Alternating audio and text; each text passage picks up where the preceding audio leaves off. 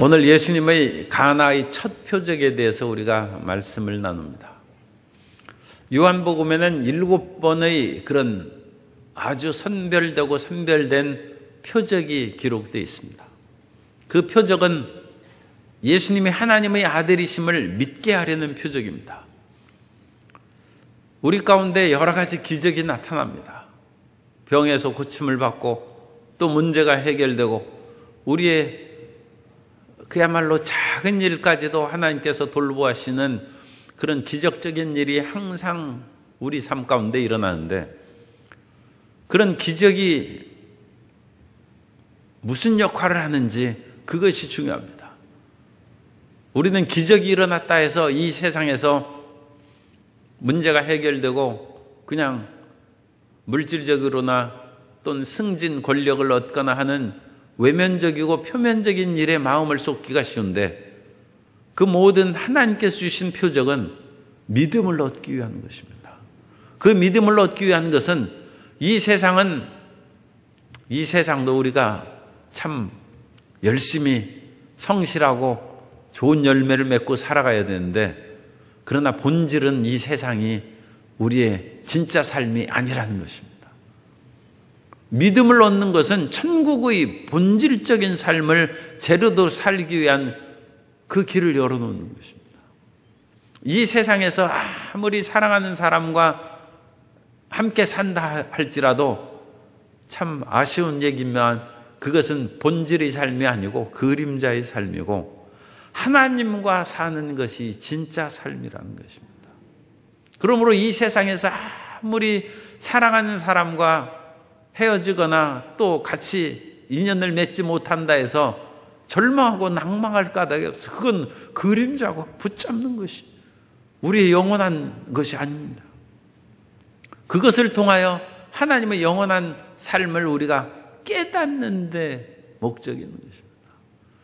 그런데 이와 같은 성경적인 진리를 누구나 갖지 못하고, 우리 마음 가운데는 육체의 애착이 심하기 때문에 사람의 육체의 이별과 육체의 그 모든 소욕을 누리는 것을 쉽게 끊어버리지 못하고, 그것이 진짜, 그것이 전부인 것으로 착각하는 경향이 있다는 것입니다.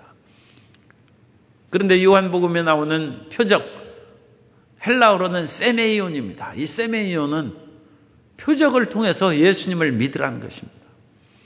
가나에서 혼인잔치가 이루어졌는데 예수님의 어머니와 예수님이 거기 가셨어요.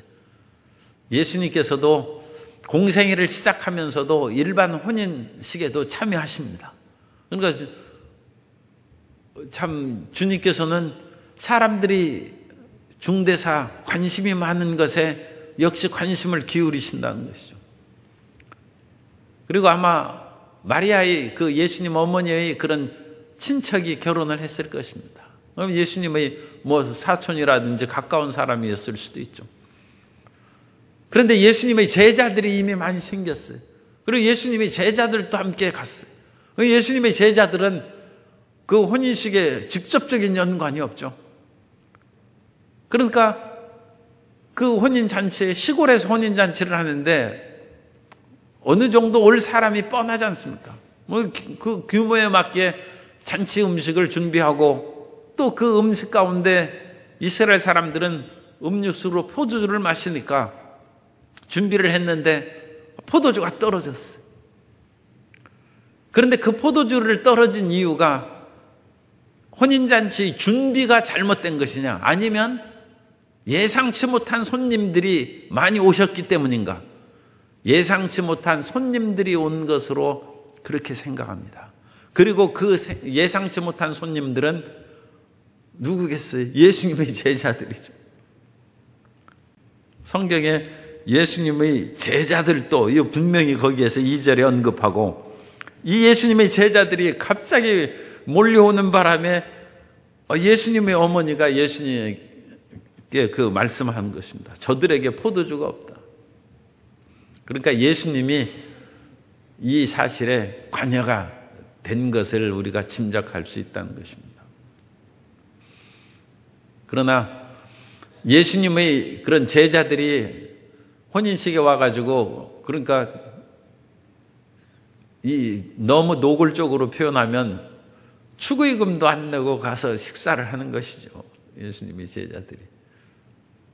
그래도 예수님께서 그 축의금보다 더 많은 복을 이 잔치집에 내려주신 것입니다. 그래서 예수님의 어머니가 이제 포도주가 떨어졌는데 그렇게 손님이 갑작스럽게 예상외로 지금 몰려왔습니다. 그걸 얘기하는 것이고, 예수님께서 여자여 그것이 나와 무슨 상관이 있나이까. 이 여자여라는 것은 귀나이라는 그런 단어를 쓰고 있는데 나쁜 단어가 아닙니다. 그건 상당히 여성을 존칭하는 그런 표현입니다. 예수님보다 조금 늦은 당시에 요세푸스라는 그 유대 역사가가 있는데 거기에서 어떤 귀족이 결혼 그런 것들도 이제 높은 신분을 가진 사람은 황제의 허락을 맡아야 됩니다. 특별히 황제의 인척들이 결혼할 때는 황제의 제각 없이는 결혼할 수 없는 것이 동양에서도 그렇습니다. 그런데 요세푸스 기록에 보면 그 귀족의 사람이 황제의 뜻을 거역하고 자기 사랑하는 사람하고 결혼을 합니다. 그래서 자리에서 쫓겨나는 그런 일이 생기는데, 그때 그 사람이 자기의 사랑하는 황제가 반대하는데도 불구하고 결혼하는 그 여자를 보고, 자기 이제 아내가 될 사람이죠, 귀나이라고 부릅니다. 그러니까 여자여, 그 내 사랑하는 사람이요. 그러니까 예수님께서 그 어머니를 부를 때 그렇게 귀나이 부르는 것은 그 이상하게 생각할 것이 없습니다. 더군다나 이것은 요즘에 우리 현대적으로 표현하면 자기 어머니 보고 박 여사님 안녕하십니까 하는 그런 식으로도 좀 어머니 보고 여사님이라고 해서 그 사람을 푸대접하고 그런 것이 아니죠. 그리고 또 직장에 다니는 그런 어머니를 보고는 다른 그 사람들이 있을 때는 어머니라고 안 하고 그냥 여사님, 사장님이라고도 부를 수 있습니다. 그렇게 이제 이해할 수 있습니다. 그리고 여기에서 예수님께서 기적을 행하신 거하고 이 전체 문맥 가운데 내용을 이제 하나하나 규절을 해석해야 됩니다. 그것이 나와 무슨 상관입니까? 하는 것은 매몰찬 그 부정의 뜻으로 해석할 수 없습니다. 이걸 물론 부정적으로도 해석할 수 있습니다. 그런데 그런 부정적인 해석은 거의 지지를 받지 못하고 긍정적으로 포도주가 떨어졌습니다. 그때 예수님께서 그것은 그런 부족을 왜 말씀하십니까? 저도 이미 알고 내가 그거에 대해서 지금 생각하고 있습니다. 조치를 취하려고 하고 있습니다는 그런 의미로 해석할 수 있습니다. 그래서 포도주가 떨어지든 말든 제게 무슨 상관이 있습니까? 그런 뜻이 아니라 그런 것은 저도 이미 파악하고 있습니다. 그러므로 어머니는 염려하지 마십시오 하는 그런 마음으로 대답을 하신 것이다. 인생을 살아갈 때 항상 힘들고 어려운 일이 나타나기 마련입니다. 그런데 그와 같이 어려움이 나타나고 질병이 생기고 고통의 문제가 생길 때 어떻게 그것을 대응하느냐, 그 사람의 마음 자세가 중요합니다. 사람들은 힘든 일이 다가오면 낙심하고 철썩 주저앉는 그런 일이 있는데 그러면 안 됩니다. 이 마리아처럼 나와서 기도해야 돼요. 마리아가 지금 갑작스럽게 그 잔치 준비를 한 포도주가 떨어졌어요. 이거 참 어려움을 처한 것이죠. 고대 세계에서는 슈퍼마켓이 없어요. 그러니까 자기 집에서 떡을 만들어야 되고 그 결혼을 1년 전부터 이제 몇 년 전부터 생각하고 있으면 평상시에 마시는 음료수로서의 포도주보다 혼인잔치를 준비하는 포도주로 더 많은 포도를 미리 준비해서 포도주를 만들어 놔야 되는 것이죠. 그래서 각자 집안에서 쓸 것을 자기가 만들어 먹는 그런 시대입니다. 그렇지 오늘날처럼 돈만 주면 사올 수 있는 것이 아니죠. 그러니까 포도주가 떨어지면 이건 사올 수도 없고 이웃 여기저기에서 한두 병씩 그것을 빌려온다든지 하는 그런 식으로 해야 되는데 그것은 또 그렇게 쉽지도 않죠. 그러니까 그것이 참 어려운 그런 상황에 처한 것입니다. 그러나 그 문제 앞에서 지금 헤어날 길이 없는 그런 상황에서 문제를 해결할 수 있는 길은 하나님 앞에 기도하는 것입니다.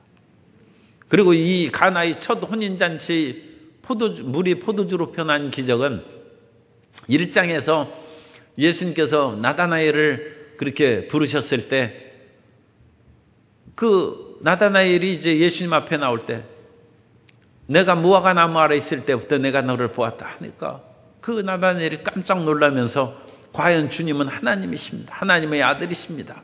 그렇게 이제 고백할 때 내가 너를 무화과 나무 아래에서 있는 것을 보았다고 함으로 나를 믿느냐? 그보다 큰 것을 볼 것인데 하늘 문이 열리고 하늘의 하나님의 사자들이 인자 위에 오르락내리락 하는 것을 보리라. 예수님은 하나님의 아들이시니까 이제 하나님의 천사들이 끊임없이 메신저로 예수님께 소식을 전하죠.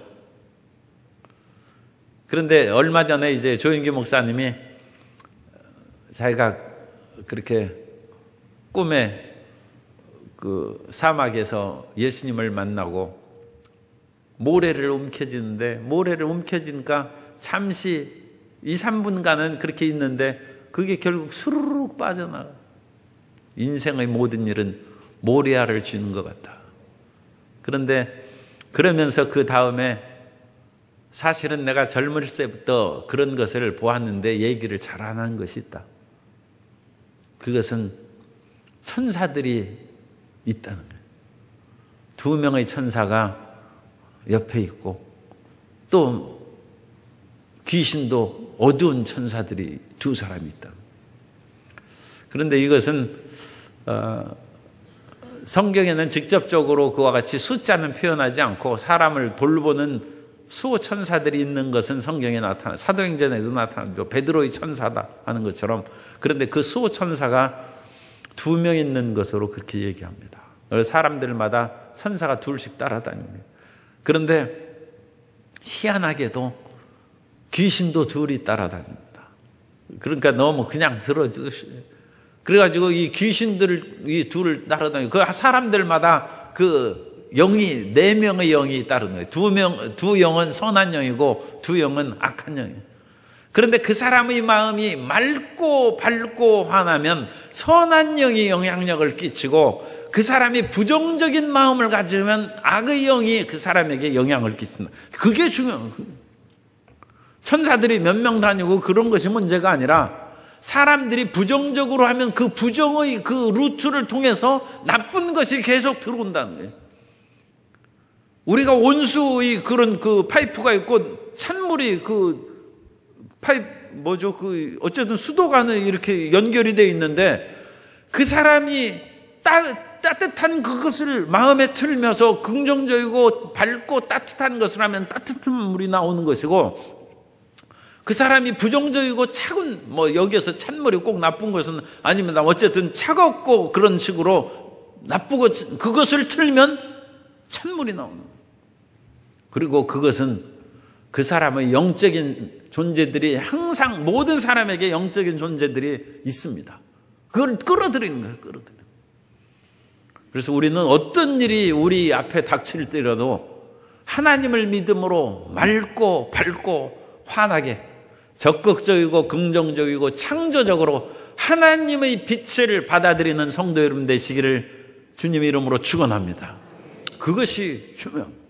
그리고 그것을 마음에는 항상 부정적이고 낙심하고 고통스러운 것이 인간의 그 죄성에 의해서 그런 것이 먼저 들어올 수 있어요. 그것을 떨쳐버리는 것이 기도입니다. 기도해야죠. 기도하면서 끊임없이 하나님을 낭망하면 하나님의 은혜로 말미암아 우리의 마음이 부정적인 그 마음에서도 밝은 마음으로 바뀌고 슬픈 마음이 기쁜 마음으로 바뀌고 할 수 없다는 마음이 할 수 있다는 마음으로 바뀌는 거예요. 그런데 처음부터 그런 사람은 좋아요. 처음부터 그런 일이 다가와도 전혀 낙심하지 않고 내가 하나님 앞에 나가면 해결받을 수 있다. 그 마음에 자신감이 딱 있으면 믿음이 있는 것이죠. 항상 믿음을 갖게 되시기 바랍니다. 그래서 마리아는 포도주가 떨어졌는데 예수님께 나옵니다. 그리고 예수님께서는 그 말씀을 들으시고 아직 내 때가 이 예수님의 때라는 것은 예수님의 완벽한 그 때를 상징함과 아울러 그 완벽한 십자가의 때를 이루기까지 모든 시간을 상징하는 거예요.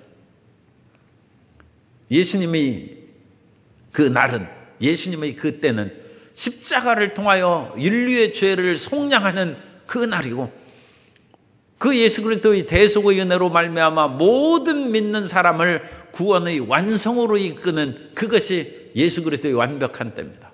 그리고 그 완벽한 때를 위하여 우리에게 표적을 주십니다. 그래서 오늘도 병을 치료하시고 문제를 해결해 주시는데 그것은 우리의 완벽한 믿음의 때로 이끌기 위한 주님의 그 은혜의 단계. 그래서 거기에 머물르면 안 돼요. 그것을 통해서 그것을 붙잡고 마치 절벽을 기어오르는 사람이 하나의 돌을 붙잡고 한 단계 오르고 또 불을 붙잡고 그래서 그 절벽을 오르는 것처럼 우리는 인생을 그 하나님께서 주신 그 은혜의 그 발판을 딛고 그 은혜의 손잡이를 붙잡고 위로 향한 생명길로 올라가는 것입니다. 그래서 우리는 험하고 높은 이 길을 싸우며 나간다고 그러지 않습니까? 그리고 하나님께서 주신 표적은 그 길을 나아갈 수 있도록 힘과 용기를 주신 것입니다. 그래서 예수님께서는 그 완벽한 내 때가 이르지 않았습니다. 그러나 그 때를 위하여 주님께서 하나님 아버지 역사하심을 드러내시는데 이제 곧바로 정결 예식에 쓰는 그런 돌 항아리를 쓴 것은 돌 항아리가 그 오염되지 않고 깨끗한 그런 것으로 인식되기 때문에 이 돌 항아리는 정결한 것을 상징. 그래서 정결 예식에 쓰는 그 그릇을 돌 항아리에 써서 그 물을 채우라고 그러는. 그래서 물을 아구까지 채운. 주님의 은혜는 풍성하다는 거예요. 물이 넘치도록 그 하인들이 물 기르고 그런 것도 쉽지 않을 텐데 그냥 절반만 채우지도 않고 아구까지 그냥 꼭대기까지 채우는 거예요. 그 단어 헬라의 원어로 보면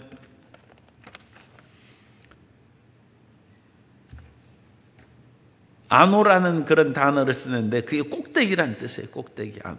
그래서 그 항아리 꼭대기까지 물이 찰찰 넘치도록 주님의 풍성한 은혜를 기대하시기 바랍니다. 그것이 성경에서 주님께서 주라 그러면 주실 것이니 곧 누르고 흔들어 넘치도록 하여 너희에게 안기어주리라. 주님의 은혜는 항상 풍성합니다. 항상 풍성한 은혜를 주님께서 예비하신다는 것입니다. 그래서 그 물을 이제 채우라고 하고 이제는 떠서 갖다 주라고 하니까 하인들이 순종합니다. 하인들이 결례에 쓰는 6 항아리에 그 물을 가득 채우는 것도 지금 얼마나 바빠요, 잔치에. 그런데 왜 난데없이 결례에 물을 그렇게 채우라고 하나? 하인들이 지금 바빠요 하면서 예수님이 지금 이 집의 혼인잔치 주인도 아니시지 않습니까? 거기에서 초청을 받아서 가신 거예요. 그런데도 하인들이 순종한 마리아의 기도, 하인들의 순종, 예수님의 기적이 나타. 그러나 예수님께서 기적을 행하실 때 우리가 기도해야 되고 순종의 행함이 또한 있어야 돼. 우리가 순종의 행함으로 주님 앞에 나아가는 거예요.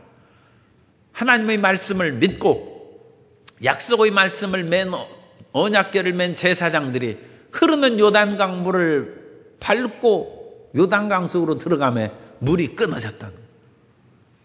행함이 필요하고 순종의 기도가 있어야 되고 그러면 주님께서 기적을 베풀어 주십니다.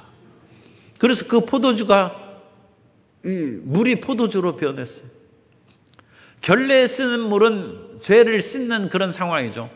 그거 우리 표면적인 더러움을 씻어버리는 거예요. 그것도 어느 정도 의미가 있죠. 그러나 그것보다 중요한 것은 포도주는 이제 마시는 거예요. 그건 먹는 생명의 물이에요. 생명. 외면적인 종교에서 내면의 생명의 종교로 변화되는 상징이 있습니다. 그래서 이 첫 포도주의 이런 기적은 유대교의 외형적인 종교에서 기독교의 내면적이고 본질적인 종교로 전환되는 중요한 의미가 있습니다. 그러므로 기독교는 형식이 아니고 종교가 아니라 기독교는 진짜 믿는 거예요. 진짜 내 마음속에 믿는 거예요. 형식으로 가서 뭐 의식을 행하고 그럼으로써 어떤 좋은 일이 있다. 그건 일반 종교입니다. 우리의 그리스도교는 내면이 변하는 것입니다. 그러므로 누구든지 그리스도 예수 안에 있으면 새로운 피조물이라. 이전 것은 지나갔으니 보라 새 것이 되었도다. 이 본질이 새 것입니다. 그런데 이 본질이 새 것은 물이 포도주로 바뀌는 것처럼 희한한 거예요. 참 그 표현은 우리가 그런데 우리 속에 이제 물을 먹었는데 이 물이 그대로 돌아다니면 안 되죠. 물이 피로 변해서 다니는 거죠. 그죠? 그러니까 이 물이 포도주로 변하는 것이 그건 사람의 몸은 70%가 물이랍니다. 70%가. 그리고 갓난아기 상태에서는 90%가 물이래요. 90%.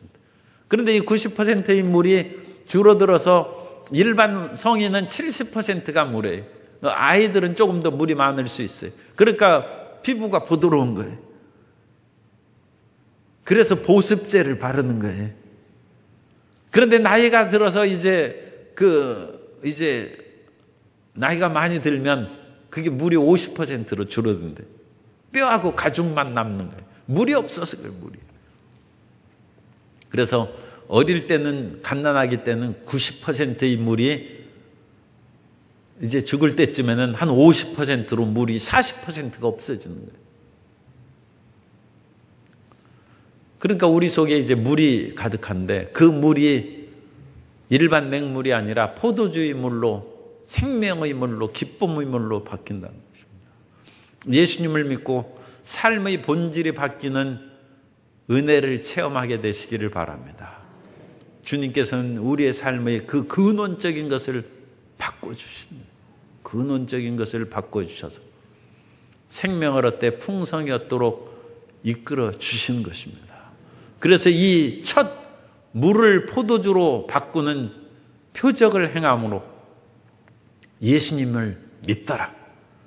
11절 그것이죠. 예수께서 이 첫 표적을 갈릴리 가나에서 행하여 그의 영광을 나타내심에 제자들이 그를 믿으리나.